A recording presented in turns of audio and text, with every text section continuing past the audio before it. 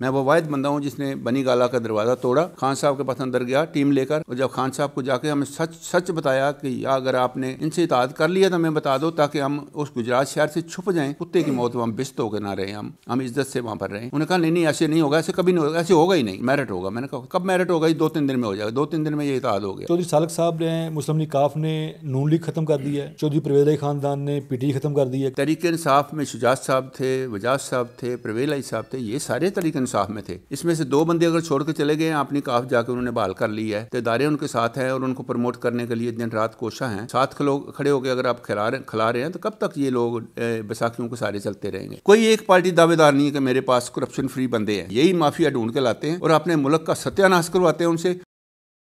میں ہوں نوید شاہ اور آپ دیکھ رہے ہیں سب تک نیوز۔ گجرات کے حلقہ N64 کی جو صورتحال ہے وہ بالکل دلچسپ ہو چکی ہے کہ حلقہ N64 میں چودھری برادران جو ہیں وہ اپنے ہی مخالف پھپھو اور بھتیجے کے درمیان مقابلہ ہونے جا رہا ہے۔ وہاں پر الحاج محمد افضل گوندل صاحب جو ہیں، جو کہ 2013 کا الیکشن پاکستان تحریک انصاف سے لڑا، 2024 کے الیکشن میں آزاد حیثیت الیکشن لڑنے جا رہے ہیں، حلقہ N64 میں میدان میں آگے ہیں۔ تو آپ کے مد مقابل جو امیدوار ہیں، چودھری سالک حسین صاحب، بی بی کیسر علی صاحبہ، یہ بڑے بڑے سیاسی گھرانوں سے تعلق ہے ان کا، کس طرح مقابلہ کریں گے ان لوگوں کے ساتھ؟ آپ نے کوئی 3 یا 4 دفعہ چودھری کا لفظ استعمال کیا ہے۔ میں بھی زمینداروں کا بیٹا ہوں، الحمدللہ میں چودھری نہیں ہوں، بھوک سے لے کر ترقی کر کے یہاں پہنچا ہوں، انتہائی مشقت کے ساتھ صبح 7 بجے سے لے کر رات کی 11 بجے تک کام کرتا ہوں۔ مجھے پتہ ہے میرے ملک میں بہت سارے لوگ فارغ ہیں، بہت سارے لوگ بے روزگار ہیں۔ جب سب لوگوں کو ہم کام پہ لگائیں گے تب ہمارا خوشحالی کا دروازہ کھلے گا۔ اب سب لوگوں کو چودھری بنا دیں گے اور میں بھی چودھری بن کے بیٹھ جاؤں گا تو میرا ملک زوال کی طرف چلا جائے گا۔ دوسرا یہ ہے کہ میرے پاس سیاست کی دکان نہیں ہے، میں سیاست سے روٹی کما کے نہیں کھاتا۔ میرے پاس ملک کے بہتری کے لیے بولنے کے لیے اسکوپ موجود ہے۔ میں چاہتا ہوں کہ میرا ملک اس طرح کا ہو جس طرح میں نے غربت کی لکیریں کاٹی اور اس کے ملک کے اوپر کھڑے ہو کے بہترین مٹی کے اوپر بہترین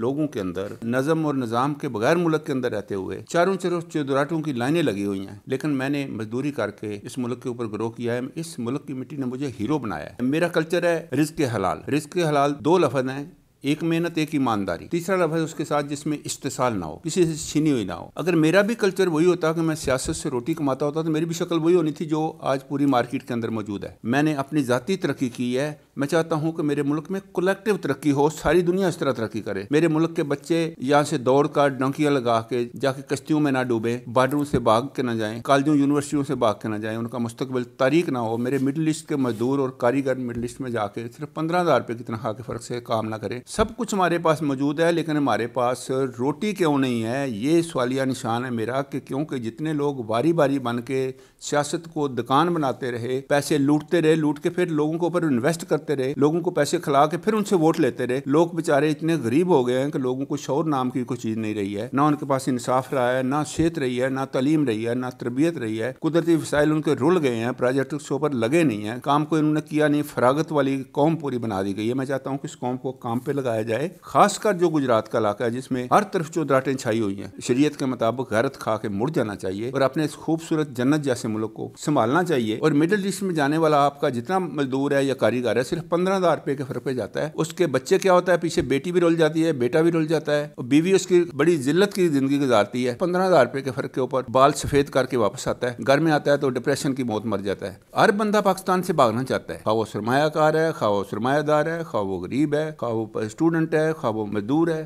یا کاریگر ہے، کیونکہ جس طرح کا بھی بندہ یہاں سے بھاگ جانا چاہتا ہے۔ یہاں سے بھاگ کے کہاں جانا ہے کسی کو کوئی پتہ نہیں ہے۔ جب انڈیا پاکستان آزاد ہوا تو بڑے فخر سے میں کہتا ہوں پاکستان جو ہمیں ملا ہے اس میں جو چیزیں ہیں پورے ہندوستان میں بھی اتنی نہیں ہیں، اتنی نعمتیں ہمارے پاس بچی ہوئی ہیں۔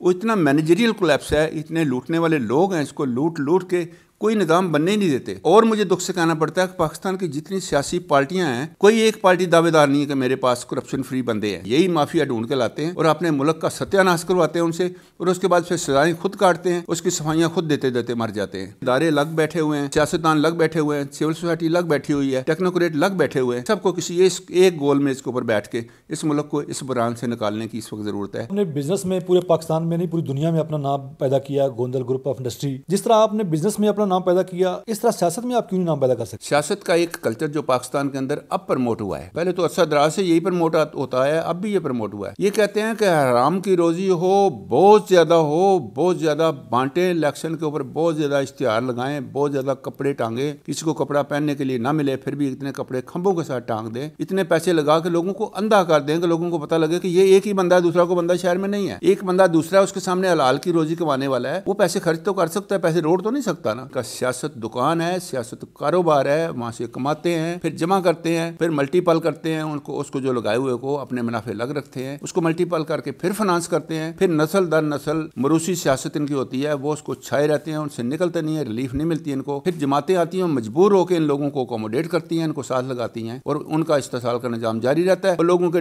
زوال کی طرف جانے کا، یا بھوکے ہونے کا، یا کنگلے ہونے کا، یا بے روزگار ہونے کا، یا زوال پہ جانے کا لوگوں کا سفر اور پاکستان کا سفر جاری رہتا ہے۔ اسی کو تو روکنا ہے جس کے لیے میں میدان میں ہوں۔ خدا کے لیے اپنے بچے کے مستقبل کو کہیں قربان نہ کریں۔ جب یہ اسی طرح قسطوں میں قربان کرتے رہیں گے، آخر میں آپ کو کوئی چیز نہیں ملے گی، آپ ملک کو جام پہنچا دیا ہے، یا اس کے آگے مایوسی ہے۔ اچھا سیاستدان، اچھا ملک، اچھا گاؤں، اچھا شہر، جہاں بھی اچھے کا لفظ استعمال ہوگا اس کی ایک چیز کامن ہوگی کہ حلال کی روٹی کھاتا ہوگا۔ سلطان صلاح الدین ایوبی لکھتے ہیں جس ملک میں روٹی مزدور کی مزدوری سے مہنگی ہو جائے اس ملک میں دو چیزیں سستی ہوتی ہیں، عورت کی عزت اور مرد کی غیرت۔ ہم کروا کے بیٹھے ہوئے۔ آپ کے لیے ہر سیاسی جماعت نے اپنے دروازے کھولے، لیکن آپ نے پھر بھی آزاد الیکشن لڑنے کو ترجیح دی، کیوں نہ کسی سیاسی جماعت کو اپنایا؟ کیونکہ ہر سیاستدان وہ دیکھتا ہے کہ کون سی جماعت جیت رہی ہے، وہ ادھر جھکاؤ ہوتا ہے۔ کم از کم 1 درجن جماعتیں میرے پاس ایک دفعہ نہیں، 2 دفعہ، 3 دفعہ کر کے آتی رہیں کہ گوندہ صاحب ہماری جماعت میں شامل ہو جائے۔ میں شامل اس لیے نہیں ہوا کہ اس تحریک انصاف کو ہم سب دوستوں نے مل کر میجر خلیل الرحمان صاحب کی زیر نگرانی بنایا تھا، اور اس کے بعد پھر ماشاءاللہ بڑی مضبوط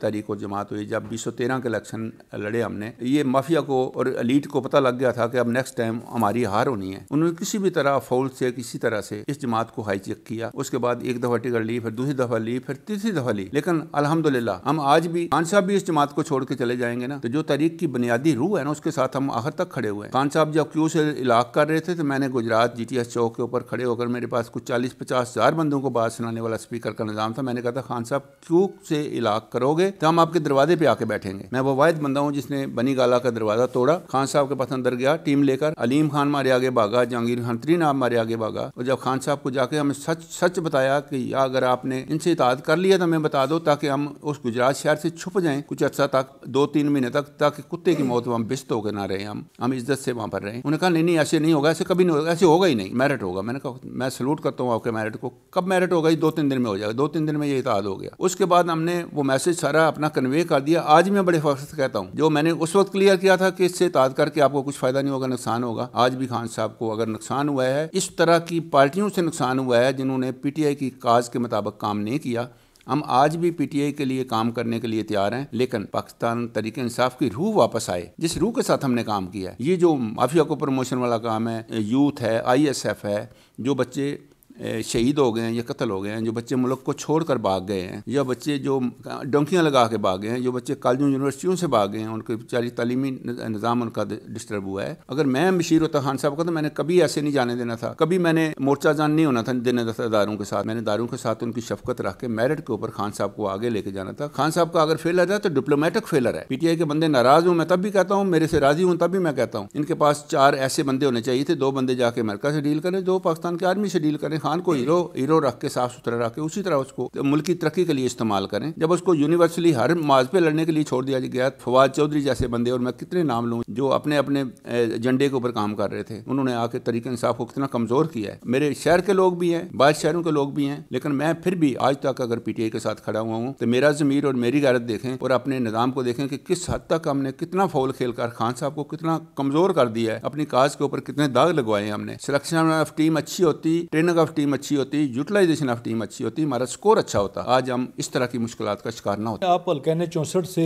میدان میں اترے ہیں تو اس میں چودھری سالک صاحب نے، مسلم لیگ کاف نے نون لیگ ختم کر دی ہے، چودھری پرویز علی خاندان نے PTI ختم کر دی ہے کیونکہ وہ PTI جوائن کر چکے ہیں۔ اب آپ کیا سمجھتے ہیں کہ جو PTI کا ووٹر ہے وہ کسے چنے گا؟ یہ کنفیوژن اس طرح کریٹ کی گئی ہے، تحریک انصاف میں شجاعت صاحب تھے، وجاز صاحب تھے، پرویز علی صاحب تھے، یہ سارے تحریک انصاف میں تھے۔ اس میں سے 2 بندے اگر چھوڑ کے چلے گئے ہیں، اپنی کاف جا کے انہوں نے بحال کر لی ہے، تو ادارے ان کے ساتھ ہیں اور ان کو پروموٹ کرنے کے لیے دن رات کوشاں ہیں، تو میں اداروں سے بھی اپیل کروں گا کہ کم از کم میرٹ کے اوپر ان لوگوں کو خود کھیلنے دیں. ساتھ کھڑے ہو کے اگر آپ کھلا رہے ہیں تو کب تک یہ لوگ بیساکھیوں کے سارے چلتے رہیں گے؟ ان قلعوں میں جو بہادر شاہ ظفر کا قلعہ ہے یا یہ کوٹھیاں جو ہیں اس کے اندر ڈیفرنٹ ٹوکرے پڑے ہوئے ہیں. پاکستان مسلم لیگ نون جائے گی ایک ٹوکرے کے نیچے اس کو ڈھک دیں گے، اور پاکستان تحریک انصاف جائے گی دوسرے ٹوکرے کے نیچے اس کو ڈھک دیں گے، اور دونوں کے اوپر دو اینٹیں رکھ دیں گے اور ان کا مستقبل مخدوش ہو جائے گا. اور مرغی اور چوزے کا یہ سوچ ہی اتنی ساری ہوتی ہے کہ جب ٹوکرے کے نیچے جاتا ہے کہتا ہے میں محفوظ ہو گیا ہوں. یہ لوگ محفوظ نہیں ہو رہے، یہ لوگ غیر محفوظ ہو رہے ہیں. ان کی کاز کو ہائی جیک کیا جا رہا ہے، ان کی کاز کو چیٹ کیا جا رہا ہے. ساری جماعتیں جب ان کا مستقبل تاریک ہو جائے گا اس کے بعد پھر وہی لوگ ہوں گے جو تاریخ میں اس ملک کا استحصال کرتے رہے آج بھی اور کل بھی. یہ لوگ اگر ملک کا نظم نہیں بننے دیں گے تو ملک کا نظم کیسے بنے گا؟ یہ تو ایک سوچی سمجھی سازش کے تحت ان لوگوں کو کمزور کیا گیا ہے، ان جماعتوں کو کمزور کیا گیا ہے اور چند طاقتور لوگوں کے ہاتھوں میں کھیلنے کے لیے مجبور کر دیا گیا ہے. اپنے ملک کو جو حالات ہیں اس وقت چل رہے ہیں ان کو لے کے بہت جذباتی ہیں، اور پاکستان کے لیے ان کی خدمات یہی ہیں کہ ان کا سب کچھ پاکستان میں ہے، اور ہزاروں افراد جو ہیں ان کی انڈسٹری میں نوکری کر رہے ہیں، جاب کر رہے ہیں. تو ان کا مقصد بھی یہی ہے کہ پاکستان میں زیادہ سے زیادہ انڈسٹری لگانی چاہیے تاکہ لوگوں کو روزگار ملے.